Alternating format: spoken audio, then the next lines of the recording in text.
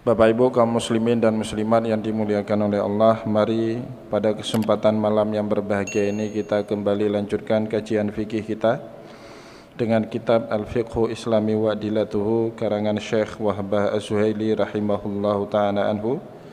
Dan insyaallah di malam yang berbahagia ini kita masuk ke dalam sub pembahasan berikutnya, diberikan subjudul oleh Syekh Wahbah Az-Zuhaili dengan Khisaul Bahaim. Khisaul Bahaim maknanya mengkebiri binatang atau hewan. Apa hukumnya kita mengkebiri hewan dengan suatu tujuan, seperti menggembukkan sapi atau hewan ternak. Nah, di sini para ulama kemudian punya banyak pendapat tentang hal ini.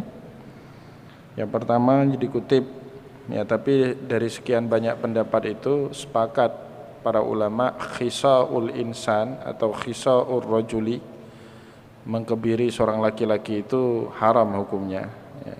Nanti ada sebab-sebab yang akan kita ceritakan. Wala ba'sa indal hanafiyati bi khisail bahaim.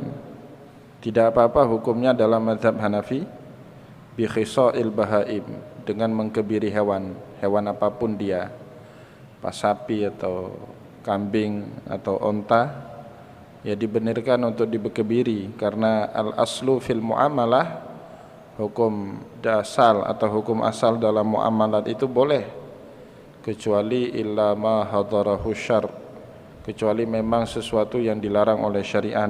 Jadi karena tidak ada ketentuan dalam syariat yang melarang seseorang untuk mengkebiri hewan ternak, maka kemudian dalam mazhab Hanafi hukumnya boleh jika kita seorang peternak mengkebiri hewan ternak itu dengan suatu tujuan tertentu. Berikutnya wa inzaul hamiri alal khayli, mengkawinkan silang al-hamir, keledai, alal khayli, dengan kuda. Ya, untuk apa? Li injabil bighal, untuk melahirkan peranakan dari kuda dan keledai. Jadi dari segi kekuatan mengangkat barang, keledai itu punya kelebihan. Dia lebih kuat daripada kuda. Bentuk fisiknya jauh lebih kecil dia daripada kuda. Kuda jauh lebih besar. Tapi untuk mengangkat barang, yang namanya keledai itu hewan yang lebih kuat kalau tugasnya mengangkat barang. Tapi kalau diajak lomba lari dia kalah dengan kuda. Kuda hewan yang terkenal dengan kecepatannya, tapi tidak terlalu kuat angkat barang. Tapi keledai itu, ya saya sering silap antara kedelai dengan keledai itu. Jadi keledai itu hewannya kecil tapi punya kekuatan yang cukup kuat untuk mengangkat barang-barang. Maka Bapak Ibu, untuk mendapatkan kombinasi kecepatan kuda dan kekuatan keledai, orang Arab dulu biasanya kawinkan silang antara dua hewan ini. Peranakan dari kawinnya antara kuda dengan keledai itu lahir satu hewan jenis baru, namanya bighal. Bighal itu bentuk fisiknya kuda, besar, jangkung seperti kuda. Kalau kuda di Arab itu perawakannya besar, tinggi jangkung. Kalau kuda kita di Takengon itu kecil-kecil ya biasanya. Kalau seberat saya naik itu agak repot juga dia jalan ya. Tapi kalau kuda-kuda di Arab itu memang besar-besar kudanya itu. Jadi mungkin kuda di Takengon itu ukurannya lebih kurang sama seperti keledai yang ada di Timur Tengah. Tapi kelebihan keledai itu kuat sekali. Apapun barang sebesar apapun kuat sekali dia ngangkat. Cuman dia punya kelemahan dua. Yang pertama lamban, jalannya lamban. Yang kedua dia pemalas. Ya, dongki itu, keledai itu atau hamir itu pemalas sekali, hewan yang sangat pemalas. Kalau dulu di Mesir misalnya dia tidak mau jalan, ya sudah ngambek, nggak mau jalan, duduk aja meskipun itu di tengah jalan. Kalau kita alhamdulillah Bapak Ibu di jalan protokol ibu kota negara seperti Jakarta, tidak ada lagi kendaraan hewan itu, tidak ada lagi. Kecuali delman untuk tujuan wisata, bukan untuk tujuan transportasi. Delman yang ada di Monas itu kan untuk wisata itu, bukan untuk transportasi. Tapi di Mesir, ketika saya di Mesir tahun 2004 sampai tahun 2009 itu, keledai digunakan sebagai alat transportasi. Bahkan dia lewat di pusat ibu kota negara. Di ibu kota Kairo itu, keledai itu jalan di jalan-jalan protokol. Kadang-kadang dia ngambek, lagi lampu hijau, dia tiba-tiba berhenti di situ. Di belakangnya mobil Mercedes-Benz, BWM, harus ngantri macet gara-gara keledai ngambek, nggak mau jalan mogok itu. Maka orang Aceh dulu biasanya kalau ada anak atau cucunya malas, ya, dia mempersamakan anak dia itu seperti keledai, BAG keledai kah? Ya, itu binatang yang identik dengan karakter malas. Satu lagi keledai yang diabadikan dalam Al-Quran itu, suaranya itu memang buruk sekali. Keledai itu buruk sekali suaranya. Maka Allah Subhanahu wa taala dalam surah Luqman mengatakan inna angkaral aswati la sautul hamir. Seburuk-buruknya suara itu adalah suaranya keledai.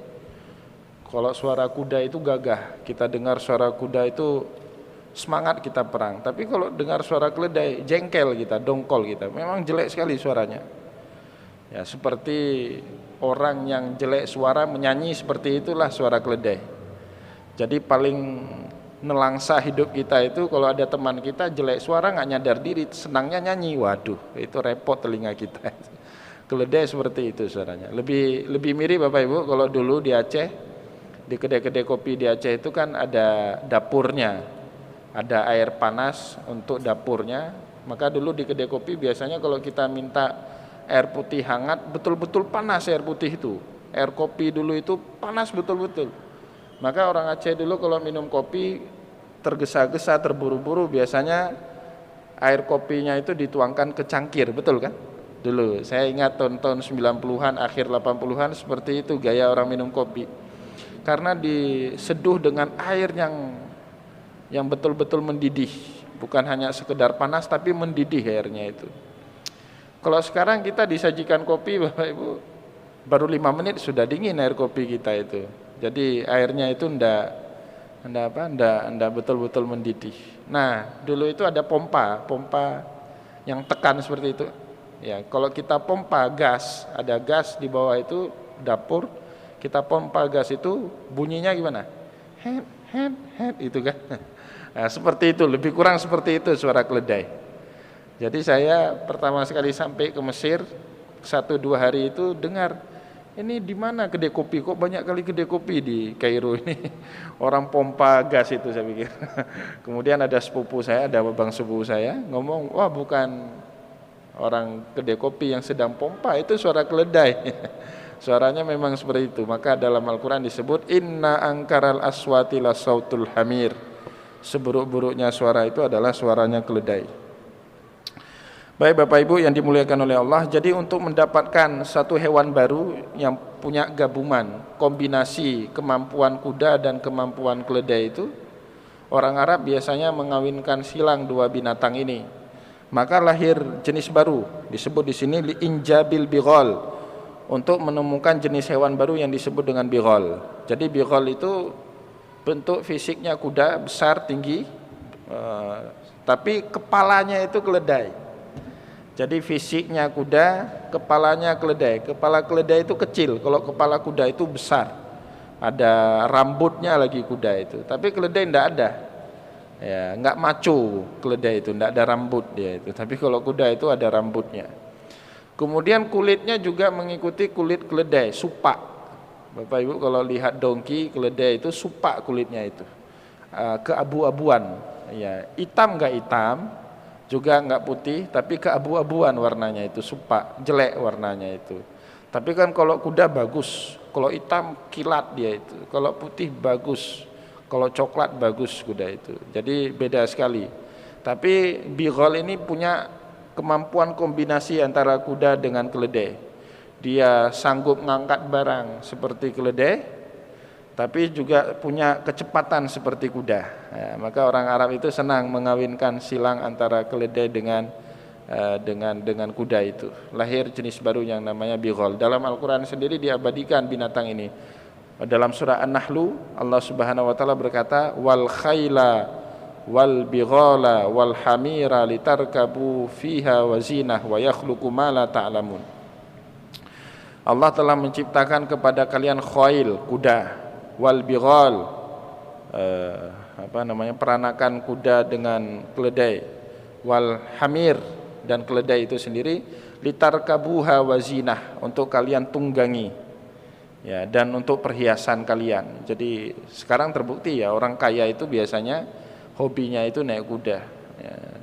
Prabowo itu punya kuda miliaran, harganya itu lebih mahal kuda dia daripada mobil koleksi kita di gudang itu. Maka kata Allah litarkabuha wa zinah, binatang-binatang itu jadi perhiasan, harta untuk kita simpan. Atau dalam ayat lain Allah mengatakan wa tahmilu asqalakum ila baladin lam takunu bibalighihi illa bisyiqqil anfus. Dengan binatang itu dia mampu membawa barang-barang dan berpindah kalian dari satu tempat ke tempat yang lain dengan barang-barang itu, yang kalian nggak akan sanggup bawa barang itu kecuali dengan binatang-binatang itu, ya. Wa tahmilu asqalakum, dia bawa berat-berat kamu, barang-barang kamu, ila baladin lam takunu bibalighi, pada suatu negeri yang kamu tidak akan sanggup bawa barang-barang itu, illa bisyiqqil anfus, kecuali dengan keadaan payah. Nah, mengawinkan silang seperti itu juga enggak apa-apa. Dan sekarang kan makin banyak, apalagi pertumbuhan dunia inseminasi itu begitu pesat perkembangannya. Kalau Bapak Ibu ke Bogor itu ada buah melon, bentuknya bukan lagi bulat, tapi sudah petak seperti kotak bentuk buah melonnya itu. Jadi macam-macam perkembangannya, itu tidak menjadi masalah.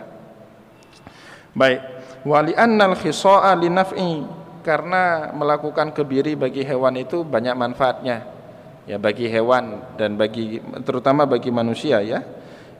Ya, salah satu manfaatnya diceritakan di dalam kitab ini, tusamminud dabatu wa yutayyibu lahmuha. Ya, salah satu manfaat kita mengkebiri hewan itu tusamminud dabah, menggemukkan hewan itu. Menggemukkan hewan ternak salah satu dengan caranya dikebiri. Maka Bapak Ibu, hewan beda dengan manusia. Kalau manusia tidak boleh karena ada namanya hak asasi manusia. Ya, tapi kalau hewan itu kan tidak ada yang namanya hak asasi kehewanan, tidak ada. Tapi kalau manusia ada. Maka kalau hewan baru punya anak, ya ini tidak masuk dalam bab kita kebiri hewan, itu tidak masuk ke dalam bab memperlakukan hewan dengan tidak baik. Karena memang ada hadis Rasulullah sallallahu alaihi wasallam mengatakan, innallaha katabal hasanati ala kulli syai'. Allah telah menentukan kebaikan dalam segala sesuatu, termasuk dalam memperlakukan hewan itu juga harus baik. Tapi karena hewan ternak peruntukan utamanya itu untuk dikonsumsi, maka Allah Subhanahu wa taala dalam ilmu fikih, melalui ilmu fikih membenarkan bentuk pengkebirian binatang ternak untuk tujuan dikonsumsi, ya, bukan untuk tujuan lain, tapi untuk tujuan dikonsumsi.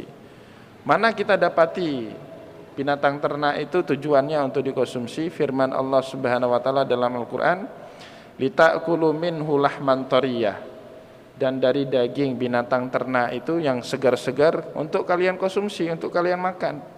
Maka salah satu untuk mendapatkan kualitas daging yang banyak, ya, caranya itu adalah dikebiri. Atau Allah juga mengatakan dalam surah An-Nahlu, wal an'ama ja'alna lakum fiha dif'u wa manafi'u wa minha ta'kulun. Dan dari hewan ternak, al-an'am, hewan ternak, ja'alna lakum fiha dif'un, Allah Subhanahu wa taala menjadikan bulunya sebagai selimut tebal yang menghangatkan bagi kalian, ya, wa manafi', dan pada hewan ternak itu banyak manfaat-manfaat yang lain, wa minha ta'kulun, di antara manfaat-manfaat itu adalah kalian makan dagingnya, kalian konsumsi dagingnya. Maka untuk tujuan tersebut Bapak Ibu dibenarkan kebiri hewan-hewan ternak. Yang enggak boleh itu gelondongan, itu beda. Itu kan horor. Tahu mungkin saya enggak tahu di Aceh ada apa enggak, tapi kalau di Jawa itu ada istilah sapi gelondongan. Ya, sapi gelondongan itu sapi yang ketika dijual supaya naik bobotnya ketika ditimbang sehingga harganya juga naik, dimasukkan air sebanyak mungkin ke dalam sapi itu. Sehingga sapi itu bukan berat karena daging atau tulangnya, tapi berat karena air yang sudah dimasukkan penuh ke dalam badan sapi itu. Itu orang di Jawa sana nyebutnya sapi gelondongan. Jahat, begitu jahatnya manusia. Di situ banyak mudaratnya. Pertama, mudarat bagi orang yang akan mengkonsumsi daging itu. Ya, jadi kosong isinya, isi dalamnya air, nggak ada daging. Itu. Yang kedua, dia melakukan gharar. Gharar itu jual beli yang menipu, memanipulasi data. Jadi kilonya 150, padahal yang sebenarnya cuma 100 atau 110. Sisanya 40 itu berat dengan air. Itu gharar. Haram hukumnya kalau kita memperlakukan sapi seperti itu. Dosanya dari bermacam pihak, ada berbagai macam pihak kita dosa. Dosa kepada pembeli karena dia makan daging yang sudah termanipulasi. Kemudian kita dosa juga ketika melakukan transaksi jual beli karena ada unsur gharar di dalam transaksi kita itu. Artinya memanipulasi sesuatu yang seharusnya dijelaskan kepada pembeli. Ya, itu Bapak Ibu yang dimaksud dengan sapi gelondongan. Itu tidak baik. Yang tidak baik bagi daging sapi dan juga tidak baik bagi transaksi muamalahnya. Tentu berbeda dengan kebiri. Wa qala al-malikiyatu, di dalam mazhab Maliki, yajuzu khisa'ul ghanami wa sairud dawabi ilal khail.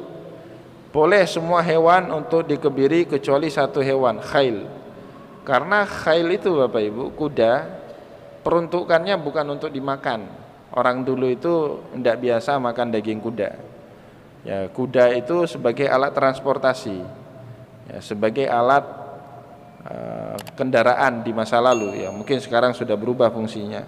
Maka selain daripada kuda itu boleh sapi, bukan untuk transportasi, untuk dagingnya dikonsumsi. Kambing juga seperti itu, tidak pernah ada orang transportasi naik kambing, tapi dagingnya untuk dimakan. Maka boleh kambing, sapi untuk digemukkan dengan cara dikebiri. Tapi yang namanya kuda, dia alat transportasi. Kalau dikebiri kuda itu hilang kekuatannya.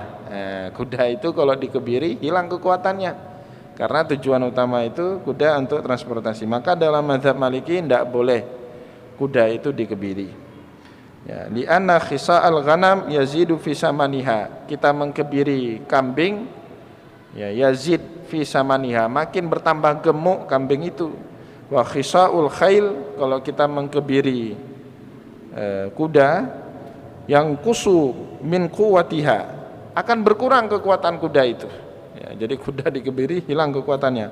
Wa yaqta'u nasluha, dan terputus keturunan dari kuda itu. Kalau dia bibit unggul kita kebiri, ya selesai, nggak ada lagi punya bibit unggul berikutnya kuda itu. Begitu juga kemudian Bapak Ibu, wa yukarrihu alwasmu fil wajhi. Makruh hukumnya kita beri tanda. Biasanya binatang itu kita kasih tanda, ada stempel besi. Biasanya kalau kuda itu ada stempel. Misalnya kuda itu punya saya, nama awalan saya M. Kuda saya itu saya stempel dengan awalan nama saya M, tanda itu punya saya. Boleh distempel sebagai tanda, tapi tidak di muka dari hewan. Nah ini, jadi manusia tidak boleh bermain di muka. Bapak Ibu kalau mau menghukum anak, ya mau pukul anak itu boleh. Dalam Islam itu ada namanya pendidikan memukul itu. Tapi ingat, memukul dalam Islam itu diikat dengan kaidah. Yang pertama disebut dalam fikih darbun ghairu mubarrihin. Dibenarkan untuk dipukul, tapi pukulan yang tidak meninggalkan bekas. Jadi jika ada orang tua mukul anaknya untuk tujuan mendidik, tapi setelah mukul bekas, di belakangnya bekas, nah itu tidak sesuai dengan kaidah syariah. Karena di dalam syariah boleh mukul, tapi tidak meninggalkan bekas. Mana buktinya yang lain? Rasulullah SAW perintahkan kita kalau punya anak untuk mengerjakan sholat dalam usia 8 tahun. Murru sibyanakum bis-shalah. Ketika dia berusia 8 tahun disuruh kita memerintahkan anak kita mengerjakan sholat. Masuk 10 tahun belum mengerjakan sholat disuruh pukul kan oleh Rasulullah sallallahu alaihi wasallam. Wadribuhu, kata Rasulullah, pukullah dia kalau dia masih enggak sholat usia 10 tahun. Tapi para ulama memahami pukul di situ bidarbin ghairi mubarrihin, dengan pukulan yang tidak menyisakan bekas. Kenapa Rasulullah juga mukul cucu-cucunya itu Hasan dan Husain ketika enggak sholat usia 10 tahun dipukul oleh Rasulullah. Tapi pukulnya Rasul itu gini, enggak meninggalkan bekas, sakit sebentar, pasti nyeri dikit, ya setelah itu hilang. Itu namanya pukul untuk mendidik. Ya pukulnya kita itu untuk mendidik, bukan untuk mengazab. Ada guru kalau dulu di pesantren, kalau dulu itu guru ngaji itu biasanya pegang rotan, sebelah kanan itu pegang rotan. Nah, gitu salah baca itu tap, udah membekas.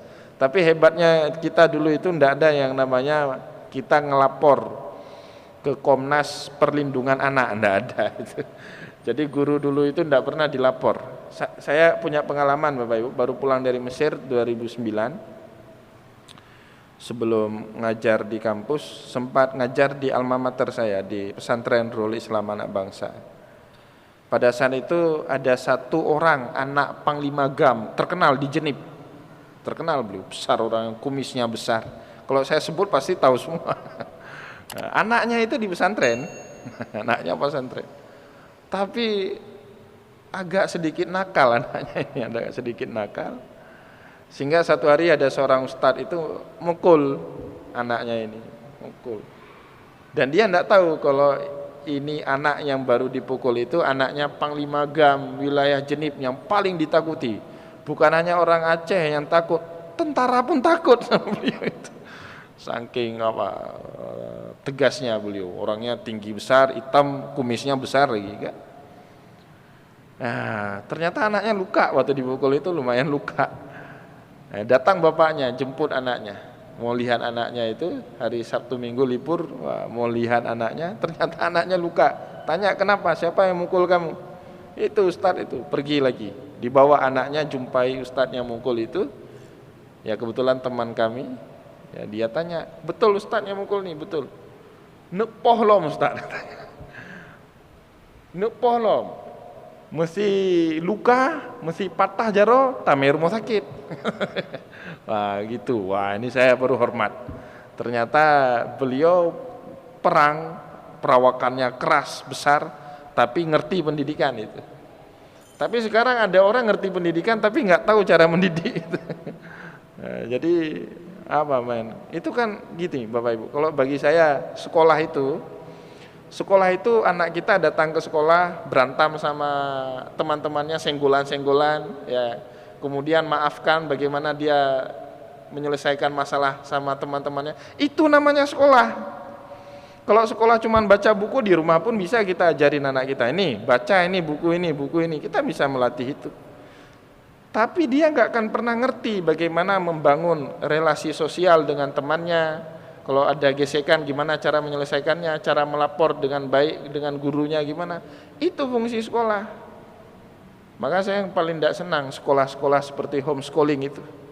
Sekolah di rumah, guru diundang, anaknya homeschooling itu dia nggak akan pernah mengerti cara membangun relasi sosial dalam kehidupannya. Karena dia tidak punya teman, tidak punya lingkungan, sendiri dia di rumah dengan gurunya. Ya kan? Jadi kalau namanya sekolah itu bagi saya datang ke sekolah pagi-pagi, colek-colekan sama teman, itu kan, ketiduran, dimarahin sama guru, itu namanya sekolah itu. Ya punya kondisi itu, merasakan kondisi itu namanya sekolah. Bukan pergi ke sekolah belajar, baca buku, di rumah pun bisa waktu liburan, ya kan? Ngafal Quran enggak mesti ke pesantren Bapak Ibu. Kalau Bapak Ibu guru atau seorang orang tua yang ketat mendidik anak, kita sendiri bisa juga menghafalkan anak kita Al-Quran itu. Tapi kenapa dimasukkan pesantren? Supaya dapat dia lingkungan dia itu. Bagaimana cara kalau ada masalah menyelesaikannya, gimana cara? Itu namanya sekolah. Pentingnya sekolah di situ. Ya. Maka bagi saya guru itu tidak penting serius-serius sekali ngajarlah. Yang penting dia kasih motivasi anak didiknya itu untuk punya curiosity, rasa penasaran yang luar biasa, sehingga setelah balik ke rumah bukannya tidur-tiduran, dia ngambil lagi buku untuk baca. Tugas guru itu hanya memotivasi sebenarnya.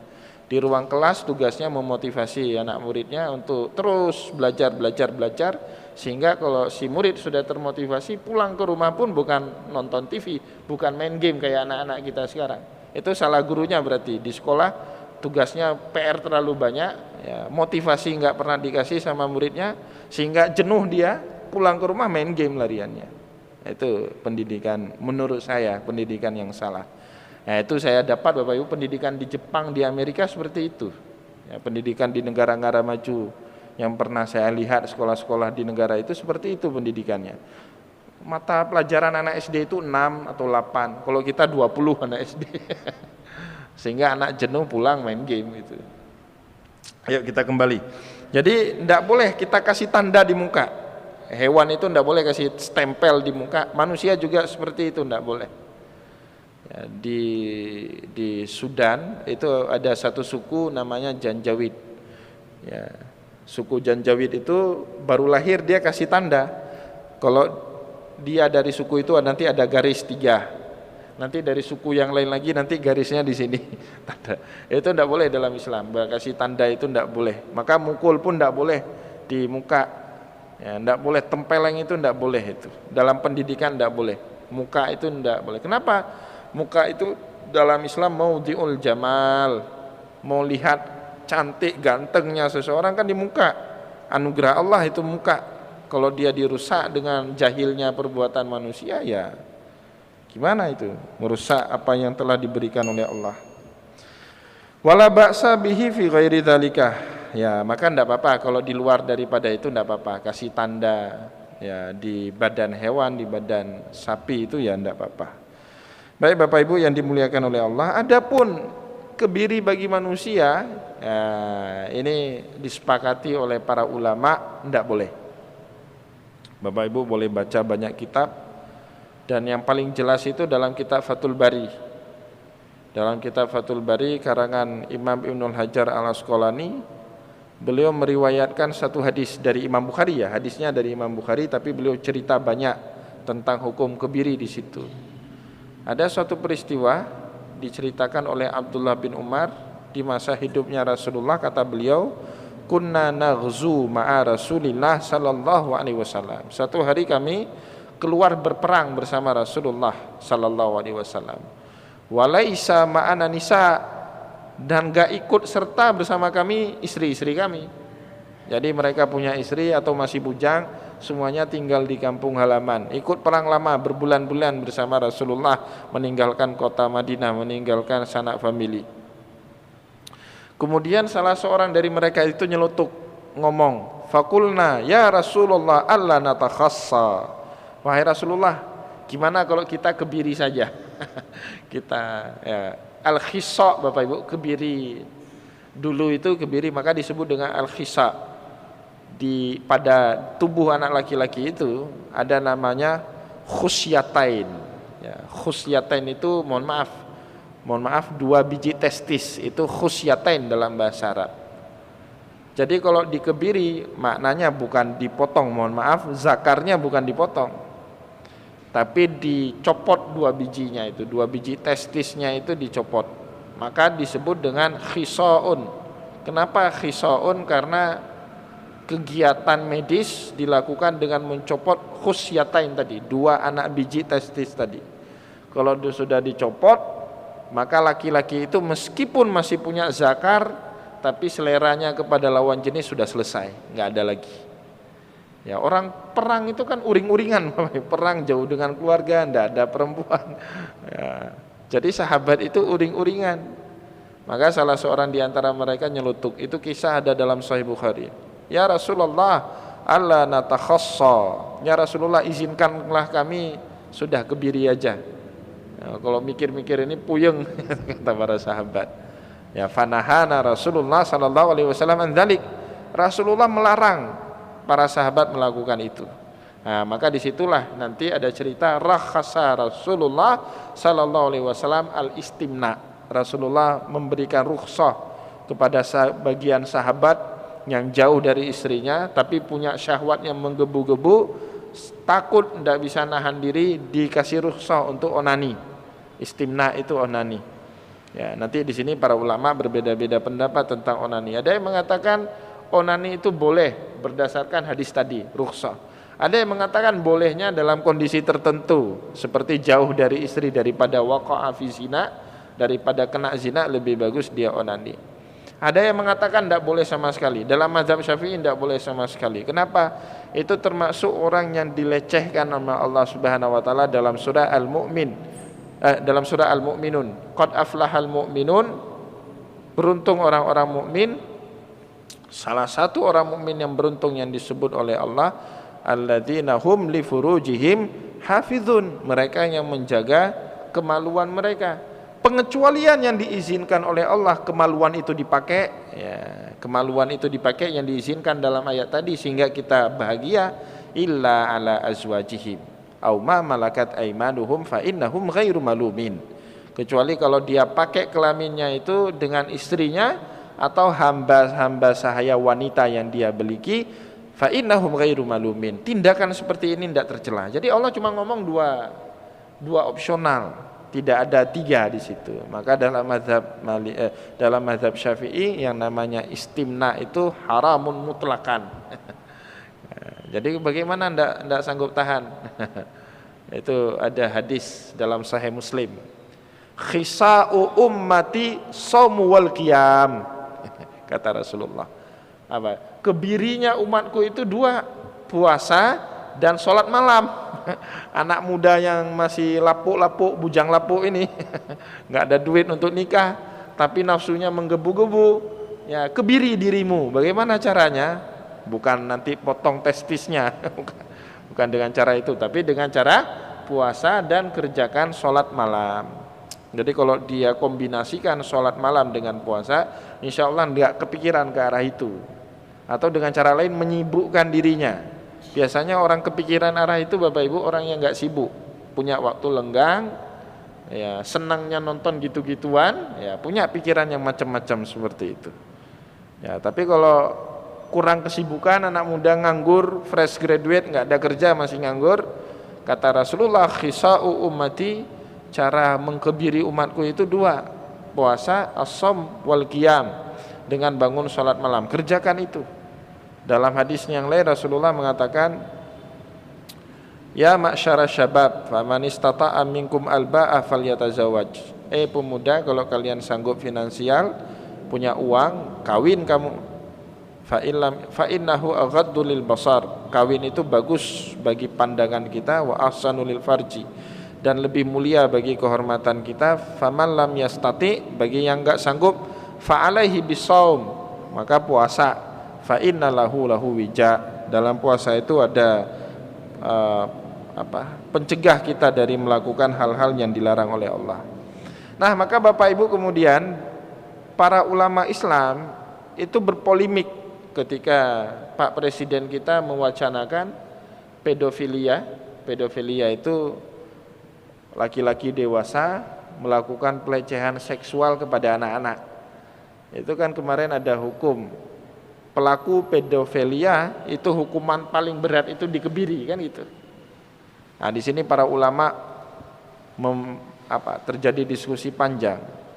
Ada yang mengatakan karena hukumnya haram mutlakan, kebiri itu bagi manusia enggak boleh sama sekali. Maka kebanyakan para ulama menolak. Tapi ada ulama mengatakan ini kan zawajir. Konteks kebiri di sini bukan pilihan tapi hukuman. Rasulullah di dalam hadis tadi enggak ngomong hadis tadi dalam konteks hukum, tapi Rasulullah ngomong dalam konteks pilihan.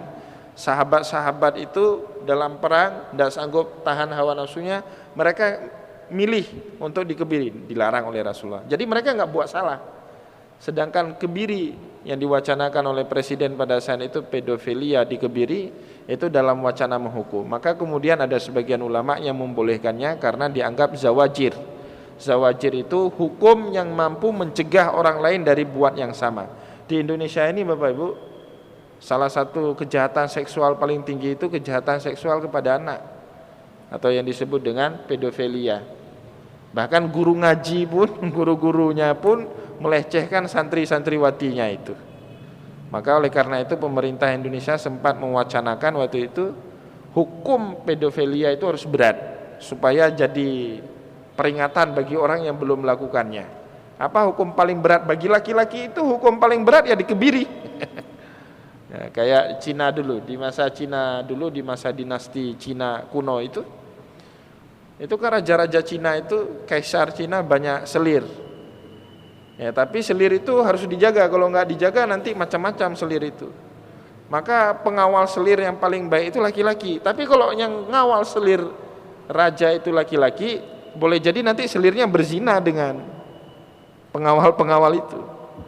Maka dikenallah profesi kasim namanya di masa itu ya. Kasim itu mereka laki-laki yang sudah dikebiri.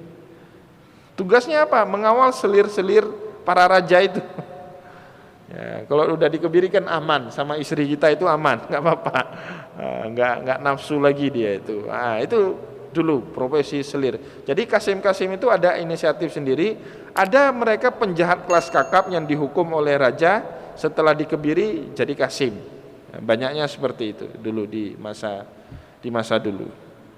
Jadi Bapak Ibu kaum muslimin dan muslimat yang dimuliakan oleh Allah, itu mengenai kebiri bagi manusia. Baik, sebelum kita lanjut kepada subbab pembahasan berikutnya, an-nadhru, pembahasan tentang melihat ke lawan jenis. Laki-laki melihat pada perempuan, apa hukumnya? Perempuan lihat pada laki-laki, apa hukumnya? Batasan yang dibolehkan, batasan yang diharamkan, dan batasan laki-laki melihat kepada laki-laki apa? Bukan semua tubuh laki-laki itu boleh kita lihat juga kan gitu. Nah, begitu juga sama-sama perempuan, batasan-batasannya apa? Insya Allah akan kita bahas ini pada pertemuan yang akan datang. Sebelum kita padakan mungkin masih ada waktu barang 2-3 menit, saya